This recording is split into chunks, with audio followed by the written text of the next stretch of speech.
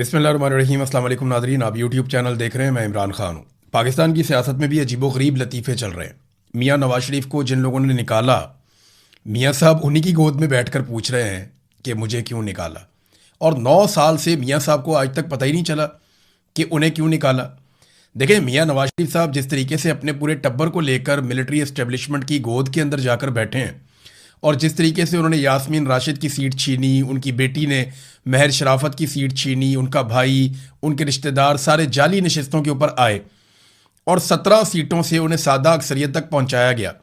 फिर जिस तरह पाकिस्तान तहरीक इंसाफ की मखसूस नशस्तों के ऊपर माले गनीमत समझ के शब खून मारा गया, ये सारा कुछ करने में मियाँ नवाज शरीफ, आसिफ अली जरदारी दोनों पार्टनर हैं और ये पार्टनर इन क्राइम है। पाकिस्तानियों के साथ आज तक जो कुछ भी हुआ ये सारा इन्होंने तो किया। आप मुझे बताएं ना, कौन सा एक आईपीपी है जो इमरान खान साहब लाए और लाकर उन्होंने लगाया और उसमें कमीशन खाया हो और वो पैसा आज कौम को देना पड़ रहा हो। मुझे बताएं ना, कौन सा आईपीपी है जो इमरान खान तो डैम बना रहा था जिससे इंतहाई सस्ती बिजली बनती है। ये आईपीपी ज्यादातर नवाज शरीफ लेकर आए, उसके बाद पीपल्स पार्टी लेकर आई, फिर परवेज मुशर्रफ लेकर आए।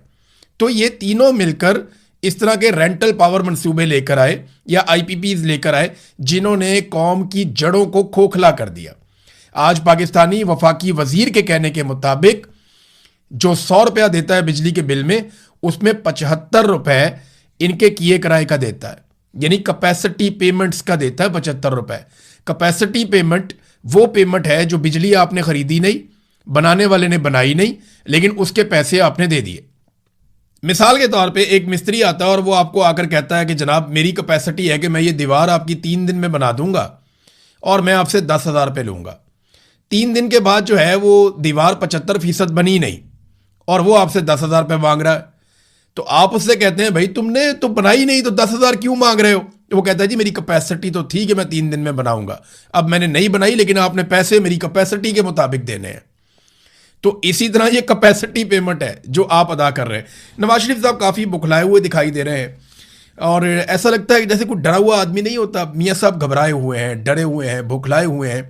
उनके अपने बहुत करीबी साथी इस किस्म के कमेंट्स कर रहे हैं। जो प्राइवेट ग्रुप चैट्स हैं उनके ऊपर लोग कह रहे हैं कि मियाँ साहब की बॉडी लैंग्वेज में वो बात नहीं है। एक कन्फ्यूजन का शिकार मियाँ साहब दिखाई देते हैं। इनकी बॉडी लैंग्वेज, इनके अल्फाज का चुनाव उनका साथ नहीं दे रहा। चेहरे के तासुरात मियाँ साहब का साथ नहीं दे रहे। वो कहना कुछ और चाह रहे होते हैं, कह कुछ और रहे होते हैं। सच बोलना चाहते हैं, बोल नहीं पाते। शिकवा करना चाहते हैं, वो भी नहीं कर पाते। तो मियाँ साहब एक ऐसे सियासी मोड़ पे आकर खड़े हो गए जहां पे उन्हें फैसला करना पड़ेगा, या इक्तदार या इज्जत और सियासत। अगर तो सियासत करनी है इज्जत के साथ तो फिर इक्तदार को मियाँ साहब को लात मारनी पड़ेगी और पाकिस्तान की मिलिट्री एस्टेब्लिशमेंट के सामने अपना सीना करना पड़ेगा, जैसे इस वक्त इमरान खान साहब ने किया हुआ है। आज मियाँ साहब कहें जी कि हम पाकिस्तान को मिलिट्री एस्टेब्लिशमेंट की सियासत से पाक करते हैं और जरदारी साहब से इसके बारे में बात करें, तो मैं आपको गारंटी करता हूं कि इमरान खान फौज के साथ खड़ा नहीं होगा, क्योंकि इमरान खान ने माजी करीब में ये बात साबित भी की है। अब नूरा कुश्ती इस वक्त चल रही है गिलगित बल्तिस्तान में। एक कहता है जी 2000 मेगावाट बिजली बनाना हमारे बाएं हाथ का काम है, दूसरा कहता है जी अगर बाएं हाथ का काम है तो तूने बनाया क्यों नहीं? भाई सवाल ये पैदा होता है कि जो तुम लोगों ने मंसूबे लगाए, कौम उसका अभी तक खर्चा उठा रही है। जिस किस्म के आईपीपी या पावर प्लांट्स तुम लोगों ने लगा दिए पाकिस्तान में, कौम बिल दे देकर कौम की कमर टूट गई है। इजाफी बिजली पैदा कर दी है और वो भी लोगों को फराहम नहीं कर रहे, लोड शेडिंग हो रही है। ये जितनी तबाही आज तक हुई है ना पाकिस्तान में, उसके लिए ज़्यादातर जो माशी तबाही के लिए जिम्मेदार हैं वो ये दोनों पॉलिटिकल पार्टीज हैं और फिर एस्टेब्लिशमेंट है। इन्होंने मिलकर पाकिस्तान में सारी की सारी मुआशी तबाही की है। और नूरा कुश्ती का इनका मॉडल बहुत पुराना है। ये हमेशा से आपस में नूरा कुश्ती करते हैं, पहले एक आता है फिर दूसरा आता है और इसी तरह ये सिलसिला चलता रहता है। सियासी मैदान के जो असल खिलाड़ी है इमरान खान, उसको डाला हुआ इन्होंने काल कोठरी में और उसके हमायतियों पर पाबंदियां लगा के ये रेलू कट्टे जो हैं वो इस वक्त आपस में लड़ रहे हैं। ये सारे रेलू कट्टे हैं। इस वक्त इमरान खान का मुकाबला अवामी मैदान के अंदर ये नहीं कर सकते। अंपायर भी इन्होंने साथ मिलाया हुआ है। तो जब इमरान खान है ही नहीं तो फिर आप बड़ा जलसा करें, छोटा जलसा करें, इससे फर्क क्या पड़ता? या तो आप पाकिस्तान तहरीक इंसाफ को खुला मैदान देते, उन्हें मौका देते इलेक्शन लड़ने का, वो आते अपने इंतखाबी निशान के साथ, उनके लोग वहां पे कंपेन करते, वो आपके ऊपर तनकीद करते और आपको काउंटर करते, तो फिर तो होता मैदान के अंदर मुकाबला। आपने उन्हें कोई मौका ही नहीं दिया। इसके बावजूद मंजी ठुकी पड़ी है। इसके बावजूद एस्टेब्लिशमेंट और हुकूमत परेशान है कि हमने गिलगित बल्तिस्तान में हुकूमत बनानी कैसे है। कश्मीर से भी नादरीन खबरें कोई अच्छी नहीं आ रही, लेकिन एक चीज़ कश्मीर से मुझे पता चली है कि कश्मीर में जो एस्टेब्लिशमेंट के नुमाइंदे काम कर रहे हैं, उन्होंने जो मुज़ाकराती कमेटी की हुकूमती साइड है उनसे ये कहा कि आप 12 के बजाय 6 सीटें कर लें। यानी अगर आप हमें 6 सीटें कश्मीर के बाहर से दे दें तो बाकी हम कश्मीर के अंदर से मैनेज करके अपनी हुकूमत बनाने में कामयाब हो जाएंगे, वरना पाकिस्तान तरीके इंसाफ का रास्ता रोकना मुमकिन नहीं है। यानी वो कह रहे हैं कि इतनी धांधली हम कर लेंगे, फार्म 47 इतने जारी कर लेंगे, दूर दराज के इलाके हैं, कुछ ऐसे हल्के हैं जहां पे हम इलेक्शन को मैनिपुलेट कर सकते हैं, लिहाजा हमें अब मौका दें, 6 सीटें कम से कम हमें चाहिए होंगी बाहर से। अब हुकूमत इस बात पर राजी होना शुरू हो गई है कि जनाब हम सीटों की तादाद कम कर देते हैं।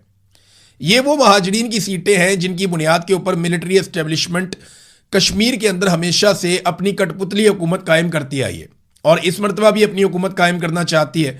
तो ये 12 सीटें उनके लिए बहुत ज़रूरी है, क्योंकि कश्मीर में इतने बड़े पैमाने पर धांधली करना आसान या मुमकिन नहीं होगा। हाँ, अब ये कहा जा रहा है कि जनाब सीटें कम कर ले, हमें अगर 6 भी मिल जाए ना तो ओवरऑल भी 6 कम हो जाएंगी।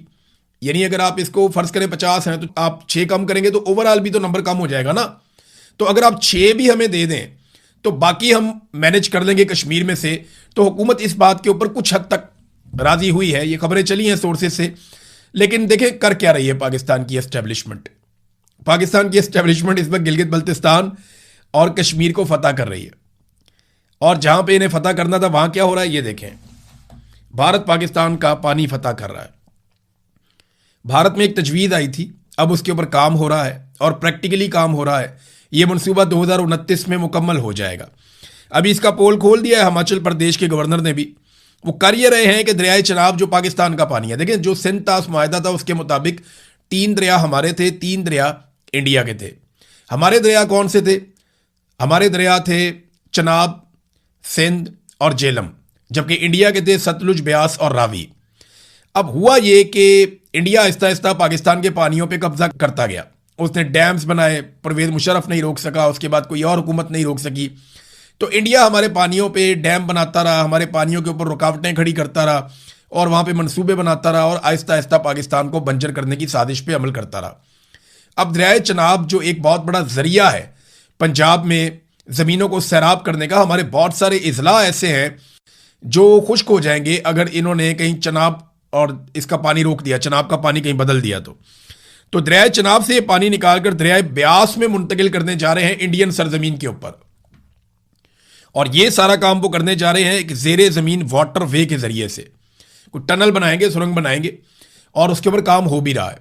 कोई 9 किलोमीटर का इसका फासला बताया जा रहा है कि यहाँ से पानी को दरियाए चनाब से निकालेंगे और लाखों क्यूसेक पानी यहाँ से शिफ्ट कर देंगे, मिलियंस ऑफ क्यूसेक्स पानी यहाँ पे शिफ्ट कर देंगे दरियाए चनाब से निकालकर दरियाए ब्यास में। और फिर पाकिस्तानी जो है वो प्यासे रहेंगे, पाकिस्तानी ज़मीनें बंजर होंगी। और ये प्रैक्टिकली इसको कर रहे हैं। 2029 में इन्होंने इसको मुकम्मल कर लेना है। इंडिया नहीं, उसका दावा है। अब एस्टेब्लिशमेंट की तवज्जो यहाँ होनी चाहिए थी। वो आज़ाद कश्मीर और गिलगित बल्तिस्तान की हुकूमतें फतह करने पर लगे हुए हैं। ठीक है, जिसकी जो तरजीहात हैं उसको वो मिल जाएगा। इंडिया इस वक्त पानी हासिल करना चाहता है, हमारी एस्टेब्लिशमेंट हुकूमत हासिल करना चाहती है। ये डिक्टेटर जब भी मुसल्लत होते हैं ना नाज़रीन, तो इनके साथ जो लोग टाउट्स बन जाते हैं या जो लोग इनके सहूलतकार बन जाते हैं या जो लोग इनको सपोर्ट फराहम करते हैं, पॉलिटिकल लोग, उन्हें हर चीज़ की माफ़ी होती है। मिसाल के तौर पे यहाँ पे जियो न्यूज़ जो इस वक्त हुकूमत का बहुत पसंदीदा न्यूज़ चैनल है, जियो ने खबर दी है और उन्होंने कहा जनाब कि हमने कोशिश की RTI के ज़रिए राइट टू इंफॉर्मेशन, ये पाकिस्तान के अंदर भी एक कानून है, इंडिया में भी है, पूरी दुनिया में है कि आप लिख कर जवाब मांग सकते हैं। वो कहते हैं जी हम कोशिश करते हैं मरीम नवाज़ के बारे में जवाबात मांगने की कि कौन से ट्रिप पे कितने बंदे गए और किस खाते में गए, हमें तफसीलात दी जाए। तो हमें कहीं से पंजाब हुकूमत कोई तफसीलात देती नहीं है। यानी ये आइन को और कानून को नहीं मानते, ये बताते ही नहीं है।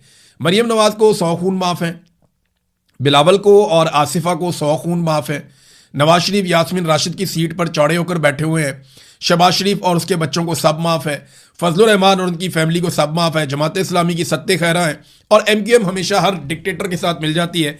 जब भी कभी डिक्टेटरशिप का दौर आता है तो MQM हमेशा तरक्की करती है, आगे बढ़ती है। जब भी कभी जमहूरी अदवार आते हैं तो MQM स्क्वीज होती है, हमेशा सुकड़ जाती है। जब भी कभी जमहूरी अदवार आते हैं, जमहूरी अदवार में MQM के लिए जगह बहुत कम होती है हमेशा। इमरान खान साहब की बहनों को एक मरतबा फिर इमरान खान साहब से नहीं मिलने दिया गया, वो गए दोबारा से वहाँ पे वज़ीर आला खैबर पख्तूनख्वा भी गए। लेकिन मुलाकात नहीं हुई। अब तो ये एक तरह की हाजिरी बनती जा रही है। देखें, बहनें तो जाती हैं, उनका जाना बनता है। जिस दिन वो नहीं जाएंगी उस दिन कह दिया जाएगा जनाब कि हम तो आज मिलवाना चाह रहे थे, उसकी बहनें ही मिलने नहीं आई। और जब वो नहीं जाएंगी तो खबरें भी ये चलाई जाएंगी इमरान खान को उसके खानदान ने भी तनहा छोड़ दिया, आज उसके साथ कोई नहीं रहा, उसकी बहनें भी मिलने नहीं आई। मुझे पता है ना ये खबरें चलाई जाएंगी, तो बहनों को तो जाना ही है। सुहेल अफरीदी साहब भी वहाँ पे चले जाते हैं, वहाँ जाके बैठते हैं, तो ये हाजिरी लगाने वाला ही मामला है। देखिए, मुलाकात तब तक नहीं होनी या एस्टेब्लिशमेंट पे प्रेशर तब तक नहीं डलना जब तक कि आप लाखों नौजवानों को इकट्ठा नहीं करेंगे। सुहेल अफरीदी साहब के बारे में हर वीलॉग में मैं एक बात कहता हूं, मेरा कोई उनसे कोई झगड़ा नहीं है, लेकिन देखिए उनके पास एक मौका था, उनके पास एक शानदार मौका था, एक लोगों के अंदर एनर्जी आई थी, लोगों ने तवक्को बांध ली थी उनसे, वो लाखों नौजवानों को इकट्ठा करके सबके मुंह बंद कर सकते थे और वो एस्टेब्लिशमेंट को उस जगह पे ला सकते थे जहां पे एस्टेब्लिशमेंट उनके साथ खुद बैठकर बात करने पर और उनको इंसाफ देने पर राजी हो जाती कि ठीक है जी हम बीच में से निकलते हैं। ये वो कर सकते थे, लेकिन वो इस रास्ते पे चले नहीं बदकिस्मती से, और उन्होंने एक कदम भी नहीं बढ़ाया जो इमरान खान साहब ने स्ट्रीट मूवमेंट का कहा था उस तरफ वो नहीं बढ़े। बहरहाल सुहेल अफरीदी ने एक स्टेटमेंट दिया बजट के हवाले से, उन्होंने धरने की धमकी दे दी है कि जनाब हम धरना देंगे। देखिए, अभी वो वजीर आला है खैबर पख्तूनख्वा के, अगर पार्लियामेंटेरियन जाके कौमी असम्बली के बाहर धरना भी दे देंगे तो क्या बजट रोक लेंगे? ये बजट तो पास हो जाएगा, आराम से पास हो जाएगा। पीपल्स पार्टी और PMLN ने बजट पास करना है, उन्होंने ताखीर क्यों की है? अभी बजट की डेट आगे लेकर चले गए। ताखीर इसलिए की है कि सारे के सारे फंसे हुए हैं गिलगित बल्तिस्तान के इलेक्शन में।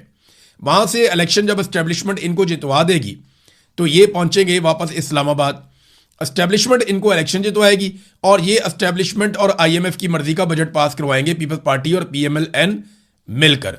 यही सौदेबाजी है सियासत की, और इन्होंने हमेशा सौदेबाजी ही की है। बजट के ताखीर होने की एक वजह और भी बताई जा रही है, वो ये है कि हुकूमत कुछ और कानून साजी भी करना चाहती है, जिसके बाद IMF के साथ मिलकर ये हुकूमत अवाम का खून ज्यादा बेहतर अंदाज में और ज्यादा आसानी से नचोड़ सकेगी। तो ये जनाब कुछ कानून साजियां करनी है, इस वजह से थोड़ी सी ताखीर भी हो गई है। अब आ जाए नाजरीन कुछ बैनुल अक़वामी खबरों की तरफ। तो यहां पे एक खबर फिर से हलचल मच गई है, क्योंकि ईरान ने मिसाइल और ड्रोन दाग दिए हैं 3 मुल्कों पर। एक इराक के कुछ इलाके हैं, वहां पे ड्रोन दागे गए हैं, और ये कुर्द इलाके हैं जहां पे उनकी एक आज़ादी की मूवमेंट भी चल रही है, और यहाँ पे इन्हीं एरियाज में कुछ अमेरिका का और इसराइल का इन्फ्लुएंस भी है। दूसरा, इन्होंने ईरान ने मिसाइल और ड्रोन जो दागे हैं आलमी मीडिया के मुताबिक वो कुवैत पर दागे हैं और बहरीन पर दागे हैं, और जो इंटरसेप्टर्स हैं वो इनको रोकने की लगातार कोशिश कर रहे हैं। बहुत सारे जो ईरानी हथियार हैं उनको हवा में तबाह किया जा रहा है, और ईरान ने पूरी एक लहर चलाई है मिसाइलों की और ड्रोन्स की इन 3 कंट्रीज की जानिब।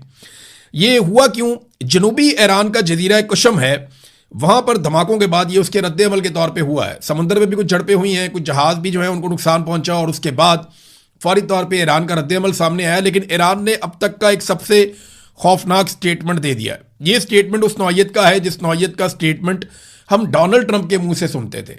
ईरान की IRGC का बयान है ये, और रेवोल्यूशनरी गार्ड जो है उनका ये स्टेटमेंट है। वो ये कहते हैं मारो और भाग जाओ, हिट एंड रन। इसका दौर अब खत्म हो चुका है। किसी भी नई हमाकत का जवाब एक ऐसे जल्जले जैसे इबरतनाक और फैसला कुन रद्द अमल से दिया जाएगा जो तयशुदा कवानीन और हुदूद से कहीं आगे निकल जाएगा।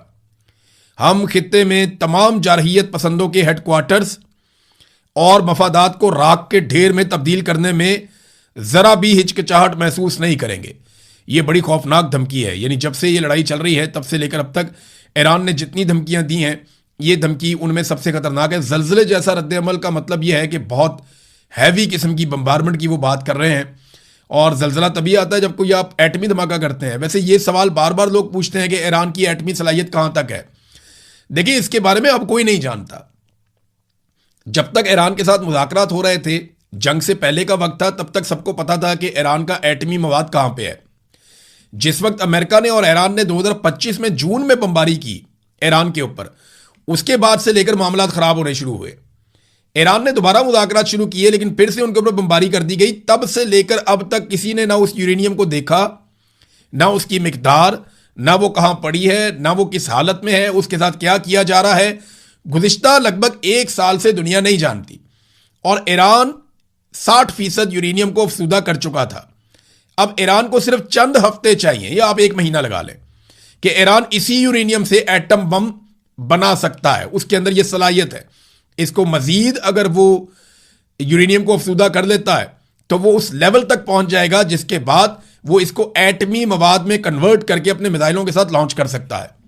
तो क्या ईरान ने ये कर लिया? ये एक सवाल है, दुनिया के पास इसका जवाब नहीं है, क्योंकि आपने देखा ही नहीं है कि वो कहां गई। जो आलमी निगरानी का इदारा है IAEA, वो लोग तो बाखबर ही नहीं है, उनको पता ही नहीं है कि ये कहां गई है ईरान की यूरेनियम और किस जगह पड़ी हुई है और उसके साथ अब क्या हो रहा है और वो किस हालत में है। ये अमेरिकन ने और अमेरिकी तजियाकारों ने, दिफाई तजियाकारों ने इस बात के बारे में बात भी की थी और उन्होंने कहा था कि हम अब नहीं जानते, हम एक अंधेरे में हैं इस यूरेनियम के हवाले से। तो ईरान का ये स्टेटमेंट जो है ये इतना सादा नहीं है।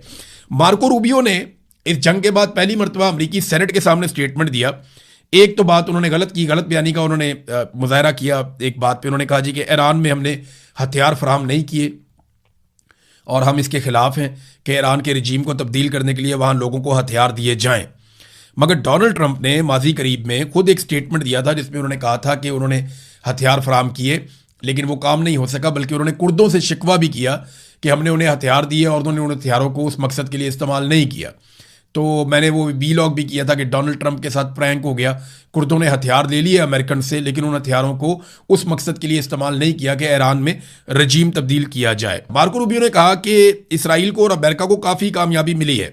और एक और बात जो उन्होंने की जो बहुत इंपॉर्टेंट है कि ईरान पर पाबंदियां आबना हुर्मुज के खुलने के बाद भी ख़त्म नहीं की जाएंगी।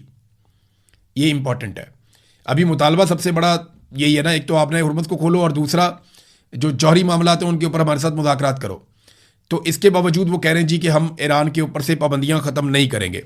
अगर ईरान ने जौहरी हथियार बना लिए तो वो शुमाली कोरिया की तरह हो जाएंगे, वो इसराइली रियासत को तबाह कर देंगे और आप उनके जौहरी हथियारों की वजह से उनका कुछ भी नहीं कर सकेंगे। ये बात तो ठीक है। देखें, शुमाली कोरिया एक कमज़ोर मुल्क था और उसके ऊपर भी हमला होना था और उसकी तबाही जो है वो पक्की थी कि उनको बहुत बुरी तरह मार पड़नी थी, लेकिन उन्होंने एटमी धमाका कर दिया। अब जब से उनके बाद एटम बम बना है उसके बाद से वो मिसाइल बनाते हैं तो उनका कोई कुछ बिगाड़ नहीं पा रहा। शुमाली कोरिया को बाहर से मारना, फौजी ताकत के जरिए ज़ेर कर लेना अब ये मुमकिन नहीं रहा। तो इसी तरह मार्को रूबियो कह रहे हैं कि अगर ईरान ने एटमी धमाके कर दिए या एटमी तजर्बा कर लिया तो उसके बाद जब चाहेगा वो इसराइल को तबाह कर देगा और ख़ित्ते के अंदर जो बालादस्ती है वो अमेरिका की ख़त्म हो जाएगी। फिर ईरान के ऊपर अटैक करना कोई ऑप्शन नहीं रहेगा।